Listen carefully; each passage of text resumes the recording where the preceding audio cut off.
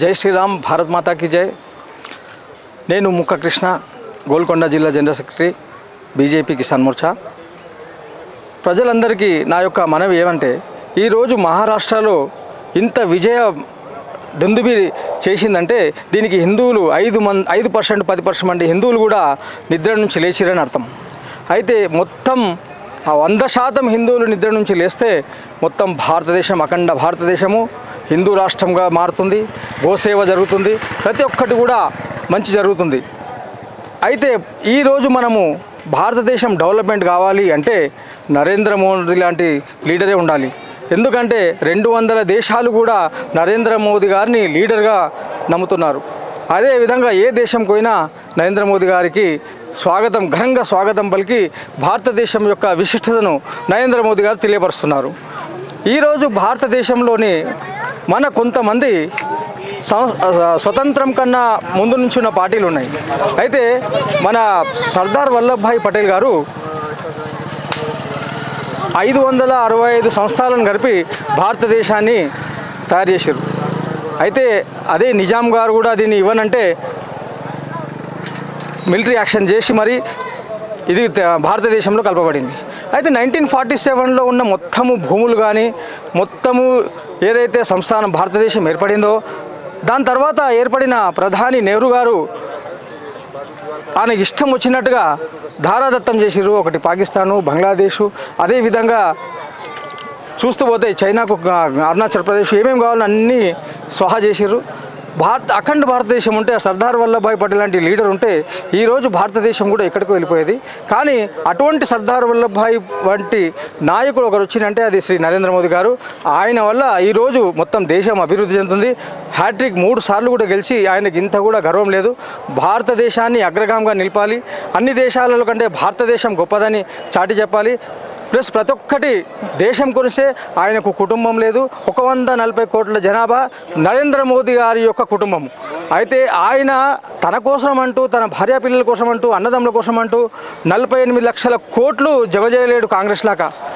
ఈ రోజు వరకు కూడా నరేంద్ర మోదీ గారు తనకు వచ్చే శాలరీ కూడా అనాథాశ్రమాలకు, గరీబులకు, పేదలకు ఇస్తున్నాడు.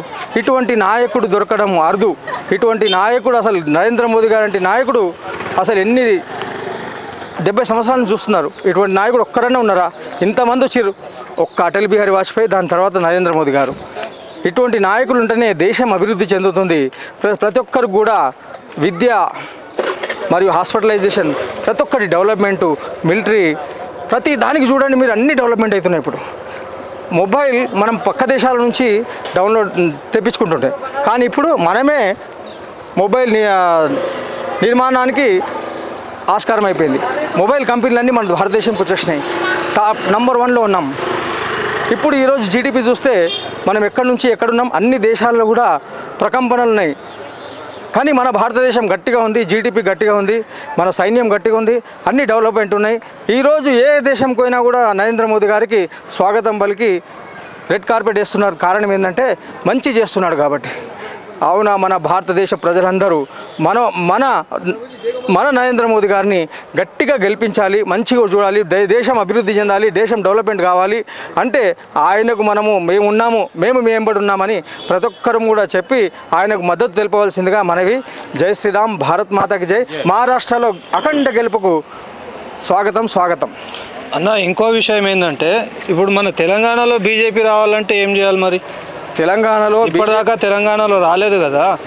కొందరు జనాలు ఏమంటున్నారంటే నాయకులు మారాలి, లేకపోతే లీడర్లు మారాలి అని చెప్తున్నారు. లేదు, మళ్ళీ దానికి మీరేమంటారు? ఇప్పుడు కిషన్ రెడ్డి గారు గట్టి నాయకుడే. ఆయన కూడా అందరికీ న్యాయం చేస్తున్నాడు. తెలంగాణ డెవలప్మెంట్ చేసే విధంగా మొన్న ఎలక్షన్లో చూస్తే 16 మంది ఎంపీలలో 8 మంది ఎల్పీలు గెలిచినంటే అది నరేంద్ర మోదీ గారి నాయకత్వం మరియు కిషన్ రెడ్డి గారి యొక్క సహాయ సహకారము పార్టీని పైకి తెచ్చిండు. అట్టడుగున ఉన్న పార్టీ క్యాడర్ను పైకి తెచ్చి ఈరోజు కార్యకర్తలకు కూడా విలువిస్తున్నాడంటే కిషన్ రెడ్డి గారు. దీనివల్ల నెక్స్ట్ వచ్చేది ఏదైతే ఎలక్షన్స్ ఉన్నాయో తప్పకుండా భారతీయ జనతా పార్టీ తెలంగాణలో అడుగు పెడుతుంది. తెలంగాణ గెలిచి తీరుతుంది. భారతీయ జనతా పార్టీ వచ్చేస్తుంది పక్కా. తెలంగాణ బీజేపీ అడ్డా అవుతుంది. ఇంకో విషయం ఏంటంటే ఇప్పుడు కిషన్ రెడ్డి గారికి ఎంఐఎంతో లింకులు ఉన్నాయని చాలా మంది చెప్తున్నారు. పబ్లిక్ టాక్ అది. అవన్నీ ఇప్పుడు బీజేపీలో ఉండి ఎంఐఎంకి ఓట్లు వేపిస్తారు అని చెప్పేసి జనాలు అంటున్నారు. మరి దానికి మీరేమంటారు? అదంతా అపోహలు. మీరు చూస్తే ఇప్పుడు 16 సీట్లు ఎంపీలకు నిలబడ్డారు, 8 సీట్లు గెలిచినాయి. అట్లయితే ఆ 8 కూడా వెళ్ళకుండా ఎంఐఎంకి వేపిస్తే అయితే మీరు చూసినారు సికింద్రాబాద్ కానీ ఇంకా వేరే ఏమైనా చూడండి, అరవింద్ నిజామాబాద్ కాదండి, ఏదైనా చూడండి మంచి బంపర్ మెజార్టీతో గెలిచారు. అట్లా అనుకుంటే అక్కడ కూడా ఎంఐఎంకే గెలుస్తుంది, కాంగ్రెస్ గెలుస్తుండే. అట్లా కాదు, అన్ని మాటలు అవి. కిషన్ రెడ్డి గారు ఖచ్చితంగా కార్యకర్తలను మరియు దేశాన్ని నమ్ముకొని నరేంద్ర మోదీ గారి నాయకత్వానికి ఆయన విలువిస్తూ, నరేంద్ర మోదీ గారు ఏ విధంగా అయితే డెవలప్మెంట్కు విలువిస్తున్నారో అదేవిధంగా కిషన్ రెడ్డి గారు కూడా డెవలప్మెంట్ కావాలి, కార్యకర్తలు కూడా గట్టిగా ఉండాలి, అందరూ బాగుండాలి, దేశం కూడా బాగుండాలి, దేశం అభివృద్ధి చెందాలి అని తెలంగాణలో బీజేపీని బలపరుస్తుంది కిషన్ రెడ్డి గారు. ఓకే, ఇంకో విషయం ఏంటంటే ఇప్పుడు మన హిందూ దేవి దేవతల గురించి, మన హిందూ గుళ్ళ మీద బాగా దాడులు జరుగుతున్నాయి కదా. ఇప్పుడు మన నరేంద్ర మోదీ గారు పైన పవర్లో ఉన్నారు, మరి దాని గురించి ఏం చేయలేరా వాళ్ళు? తప్పకుండా మీరు చెప్పిన అడిగిన క్వశ్చన్లోనే సమాధానం ఉంది. ఇక్కడ తెలంగాణలో ఏ గవర్నమెంట్ ఉంది? కాంగ్రెస్ గవర్నమెంట్ ఉంది. కాంగ్రెస్ గవర్నమెంట్ అంటేనే ఎంఐఎం వాళ్ళకి సపోర్టు. మీకు తెలుసు, వాళ్ళు గుళ్ళు ఇడగొట్టినా, వాళ్ళు ఏం చేసినా వాళ్ళు సమర్థన ఎవరు చేస్తారు? వాళ్ళకే చేస్తారు. మీకు తెలుసు ఇన్ని గుళ్ళు అయినాయి, నేను ఎవరైనా అరెస్ట్ అయ్యారు ఎప్పటిదాకా? అదే సరే, ఇంకో విషయం ఏంటంటే ఇప్పుడు బీజేపీ నాయకులు కూడా ఉన్నారు కదా, ఓన్లీ జనాలతో పాటు పోయి ధర్నాలు అవి మాత్రమే చేస్తున్నారు. దీనిపైన సీరియస్ యాక్షన్ ఎందుకు తీసుకుంటలేరు? ఇప్పుడు ఒక్క నాయకుడు కూడా వచ్చి దానికి ఒకరికి ఉరి వేయించినామో లేకపోతే ఎన్కౌంటర్ చేసినామో ఆ దుండగునికి ఏమైనా చేసినామో అనేది ఒక్కటి కూడా న్యూస్ లేదు. జనాలల్లో పోయి గుంపులో పోయి కూర్చొని ఖాళీ ఆ ధర్నాలు చేయడం మాత్రమే, మళ్ళీ సీరియస్గా యాక్షన్ ఎందుకు తీసుకుంటలేరు? అంటే మీ వల్ల అయితలేదా? అదే దానికి కూడా సమాధానం చెప్తాను. మీ క్వశ్చన్లోనే ఆన్సర్ ఉంది. ఇప్పుడు గవర్నమెంట్ ఎవరిది? కాంగ్రెస్ది. అది బీజేపీ గవర్నమెంట్ ఉంటే నిజంగా కూడా ఈ గుళ్ళు ఇరగొట్టిన వాళ్ళకి ఎన్కౌంటర్ చేసేవాళ్ళు, జైల్లో వేసేవాళ్ళు, తగిన రీతిగా వాళ్ళకు శిక్షించేవారు. కానీ ఇప్పుడు ఉన్న గవర్నమెంటు ఎంఐఎంకు దాసోహం. వాళ్ళు ఏం చేసినా వీళ్ళకి ఏం అడిగేటోళ్ళు లేరు. ఇప్పుడు మీరు చూడండి, రౌడీయిజం పెరిగింది, కేసులు పెరిగినాయి. మొత్తం తెలంగాణలో ఎక్కడైనా శాంతిగా ఉంది అని మీరు చెప్పండి? ఎక్కడ కూడా లేదు. అన్యాయం, అధర్మం, అక్రమం. ఏదైతే న్యాయంగా కొట్లాడి పోరాటం చేసి బీజేపీ వాళ్ళని కనీసం న్యాయం చేయాలి, ధర్మం చేయాలని పోరాటం చేస్తున్నారు. ఇన్ని గుళ్ళు వలగొడుతున్నారు, ఎందుకు వలగొడుతున్నారని అడుగుతున్నారు. ఇంకా వేరే వాళ్ళు ఎవరు ఎందుకు అడుగుతలేరు? బీఆర్ఎస్ ఎందుకు అడుగుతలేదు? ఇన్ని గుళ్ళు వలగొడుతున్నారు. కేటీఆర్ ఎందుకు అడుగుతలేడు? ఎందుకు నోరిప్పుతలేడు గుళ్ళ గురించి?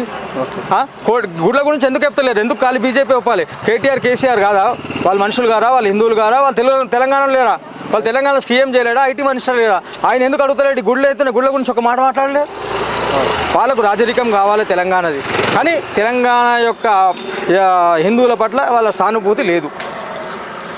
ఓకే, ఇంకో విషయం ఏంటంటే ఇప్పుడు బీజేపీ అధికారంలోకి వస్తే తెలంగాణలో కూడా హిందువుల్ని కానీ, హిందువుల పైన జరిగే ఈ లవ్ జిహాద్ల గురించి కానీ, లేకపోతే మనకు గుళ్ళల్లో వచ్చి ఆ టెంపుల్లలో వచ్చి అమ్మవారి విగ్రహాలు, ఏదో విగ్రహాలు కాలగొట్టడం, కూలగొట్టడం, ఇవన్నీ కావనే గ్యారంటీ ఉందా? 100% భారతీయ జనతా పార్టీ తెలంగాణలో అడుగుపెట్టి తెలంగాణలో బీజేపీ సీఎం అయిన రోజు నుంచి మీరు లెక్క పెట్టుకోండి, ఒక్క గుడికి కూడా ఏమైనా జరిగిందంటే వానికి కఠిన శిక్ష ఉంటుంది, జైలు నుంచి బయటికి రాకుండా చేస్తారు. ఇది 100% కరెక్ట్. ఈ లవ్ జిహాదీలు ఉన్నారో వాళ్ళకు కూడా జైలు వేసి కటకటాలు ఊచాలు లెక్క పెట్టించేది పక్క. జేసీబీతో బుల్డోజర్ మోడల్గా మనం యూపీలో ఏ విధంగా చేసారో ఇక్కడ కూడా తెలంగాణలో చేస్తాం. తప్పకుండా ఇడవము. న్యాయం, ధర్మం ఉంటేనే మంచిగా ఉండాలి. లేకపోతే ధర్మం తప్పితే వాళ్ళకు కూడా తగిన శిక్ష పక్క భారతీయ జనతా పార్టీ ఇస్తుంది. అయితే ఇప్పుడు మొత్తానికైతే భారతీయ జనతా పార్టీ తెలంగాణలో వస్తే హిందువులకు సపోర్ట్గా ఉంటుందా? 100% సపోర్ట్గా ఉంటుంది. హిందువులకు సపోర్ట్గా ఉంటుంది. ప్లస్ ప్రతి ఒక్క డెవలప్మెంట్ గురించి ముందుగా ఆలోచిస్తుంది. ఇప్పుడు మీరు ఒక్కటి చూడండి, గంగా ప్రక్షాళన గురించి మోదీ గారు 150 కిలోమీటర్ల గంగా ప్రక్షాళన చేశారు. దానికి అయిన ఖర్చు 4,000 కోట్లు. మళ్ళీ ఈరోజు మూసి 55 కిలోమీటర్లు సుందరీకరణ చేయడానికి 1,40,000 కోట్లు, 1,50,000 కోట్లు. అంటే మీరు ఏంటి అర్థం చేసుకోండి. ఆ కేసీఆర్ గారేమో కుంగిపోయిన కాళేశ్వరం కట్టి ఆ విధంగా దోసుకున్నాడు. ఇప్పుడు ఈ గవర్నమెంట్ ఉన్న వీళ్ళు కూడా సుందరీకరణ పేరు చెప్పి 1,40,000 కోట్లు, 1,50,000 కోట్లు దోసుకుంటున్నారు. ప్లస్ పైనుంచి కూడా మోదీ గారు రిలీజ్ చేసే ఆ ఫండ్స్ అన్నీ తెచ్చుకొని వీళ్ళు తింటున్నారు కదా, మరి మోదీ గారు ఏం చేయలేరా దాని గురించి? ఇట్లా వదిలేస్తారా? మోదీ గారు వదులుతారంటే మోదీ గారు డెవలప్మెంట్ చేయమని ఫండ్ ఇస్తున్నాడు, కానీ తినేయమని ఫండ్ ఇస్తలేడు. కుంగిపోయిన కాళేశ్వరం కట్టమని ఫండ్ ఇస్తలేడు. 6 లక్షల 7 లక్షల కోట్లు అప్పు చేసి పోమని చెప్పలే కేటీఆర్ను. 1,00,000 కోట్లు నగరానికి పెట్టిన అన్నాడు కేటీఆర్. ఏడబెట్టిండు, ఏ మోరీ నిండి ఎప్పుడు ఒక్క అర్ధగంట వర్షం పడితే మొత్తం రోడ్లన్నీ నిండిపోతాయి. మరి ఏడబెట్టిన 1,00,000 కోట్లు కేటీఆర్? అది అడగండి, పబ్లిక్ అడగాలి. మోదీ అడుగుతాడని ఇక్కడ తెలంగాణ ప్రజలు కోకాపేటలో పెట్టిండు. కోకాపేటలో పెట్టాడు. మరి అందరికి తెలుసు కదా. ఇది కేసీఆర్ కేటీఆర్ తాగుబోతు తెలంగాణ, అప్పుల తెలంగాణ చేసింది తప్ప వాళ్ళు డెవలప్మెంట్ చేసింది ఏమీ లేదు. ఓకే సరే, ఇప్పుడు మహారాష్ట్రలో అయిన విజయం గురించి మీరు ఎలా ఫీల్ అవుతున్నారు? మహారాష్ట్రలో హిందువులు మేల్కొన్నారు. ప్రతి ఒక్కరు కూడా తెలిసిపోయింది న్యాయం ఏంటి, అన్యాయం ఏంటి.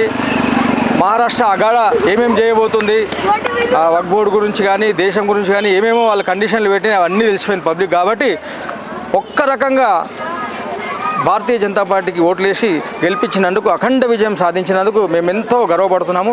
విజయాలు కూడా జరుపుకున్నాం. నిన్న పటాకులు కాల్చాము, మిఠాయిలు తినిపించాము అందరికీ. మేము ఇదే జరుపుకుంటాం. ఏంటంటే న్యాయంగా ధర్మంగా గెలిచారు. అదే వాళ్ళు జార్ఖండ్లో పోయింది, మీరు మహారాష్ట్రలో వచ్చింది అని కాముషుకున్నారు. లేదా అదే పోతే 2 వచ్చినాయి అనుకో, ఇది ఈవీఎం హ్యాక్ అంటుండే. ప్రతి దానికి ఓడిపోతే కదా ఈవీఎం హ్యాక్, గెలిస్తే కాముషుకుంటారు. ఇదే వీళ్ళది. ఇప్పటికీ కాంగ్రెస్ వాళ్ళు అదే చెప్తున్నారు కదా. అదే అంటే ఇప్పుడు మరి వదిలేమనండి జార్ఖండ్. అంటే ఇప్పుడు జార్ఖండ్ బీజేపీకి వదిలేస్తే మేము చూసుకుంటాం. అది హైకమాండ్ అది కూడా విషయం అన్నట్టు. అయితే ఇప్పుడు ఏంటంటే ఈ కాంగ్రెస్ వాళ్ళు కానీ ఇతర పార్టీలు కానీ ఏమంటున్నారు అంటే, ఎప్పుడు ఎక్కడ బీజేపీ గెలిచినా కూడా ఈవీఎంలు హ్యాక్ అయినాయి అని అంటున్నారు. అది నిజమా లేకపోతే ఎట్లా అంటారు? మరి ఇప్పుడు కర్ణాటకలో ఇంతకుముందు బీజేపీ గెలిస్తే హ్యాక్ అన్నారు. మరి ఇప్పుడు కాంగ్రెస్ గెలిచింది, హ్యాక్ కాలేదా? మరి వాళ్ళకి కాదండి, అది అన్యాయం కదా, అర్థం కదా, తప్పు కాదు. చెప్పుడు గెలిస్తేనేమో ఏం కాదు, గెలవకపోతే హ్యాక్ అయినాయి అనడం తప్పు కదా. ఇది మీ అందరు పబ్లిక్ తెలిసిపోతుంది నువ్వు అన్ని అబద్ధాలు ఆడుతున్నావు అని. గెలిస్తే నాది, గెలవకపోతే నీది అంటే ఏది తప్ప? తప్ప కాదా? నరేంద్ర మోదీ తప్పెందుకు చేస్తుండు? ఆయన ఓడిపోయినా ఒప్పుకుంటుండు, ఓడిపోయినామని. 240 సీట్లు వచ్చినా ఒప్పుకుంటూ, 400 సీట్లు అన్నాడు. 240 వచ్చినా ఒప్పుకుండు, ప్రజల తీర్పును గౌరవించిండు. మీరు కూడా గౌరవించారు మీరు. మీకు పబ్లిక్ను డివైడ్ చేయాలి, అన్యాయం చేయాలి, అధర్మం చేయాలి, దేశాన్ని నాశనం చేయాలి అంటేనే కాంగ్రెస్ కోటేయాలి, కాంగ్రెస్ వాళ్ళకు సపోర్ట్ చేయాలి. నిజంగా చెప్తున్నా, మీరు చూడండి, ఎక్కడ కాంగ్రెస్ గవర్నమెంట్ ఉంటే అక్కడ మత కలవలాలు. మీరు ఎక్కడైనా చూడండి, భారతీయ జనతా పార్టీని మత కులాలు చూపెట్టండి, ఒక్కటి కూడా జరగదు. కాంగ్రెస్ ఉన్న గవర్నమెంట్ జాగాలనే మత కులాలు జరుగుతాయి, గుళ్ళు ఇరుగుతాయి, హిందువుల మీద దాడి జరుగుతుంది, ప్రతి ఒక్కటి జరుగుతుంది. ఇది ఎందుకు అడగారు అందరూ? పబ్లిక్ తెలుసు, వీళ్ళు ఉంటే అంతే. పబ్లిక్ ప్రతి ఒక్కరికి కూడా తెలుసు. హిందువుల మీద జరిగే ఆగాయితీలు ఏమైనా ఉన్నాయంటే అది కాంగ్రెస్ గవర్నమెంట్ ఉంటుంది, జరుగుతుంది. ఓకే, మొత్తానికైతే నెక్స్ట్ టైం ఇప్పుడు బీజేపీ అయితే కన్ఫామ్ అంటారు. తెలంగాణలో విజయ దుందుబి మోగిస్తాం. కిషన్ రెడ్డి అన్న గారి ఆధ్వర్యంలో, నరేంద్ర మోదీ గారి నాయకత్వంలో, అమిత్ షా గారి నాయకత్వంలో, ఇక్కడున్న భారతీయ జనతా పార్టీ కార్యకర్తలు ప్రతి ఒక్కరు కూడా నిష్ఠతో పనిచేస్తున్నారు. ప్రతి ఒక్కరు కూడా దేశం గురించి, ధర్మం గురించి, భారతీయ జనతా పార్టీ గురించి పనిచేస్తున్నారు. తప్పకుండా కూడా వచ్చే ఎన్నికల్లో తెలంగాణలో భారతీయ జనతా పార్టీ విజయం సాధిస్తుంది. ఓకే, జై శ్రీరామ్. జై శ్రీరామ్, భారత్ మాతా కీ జై.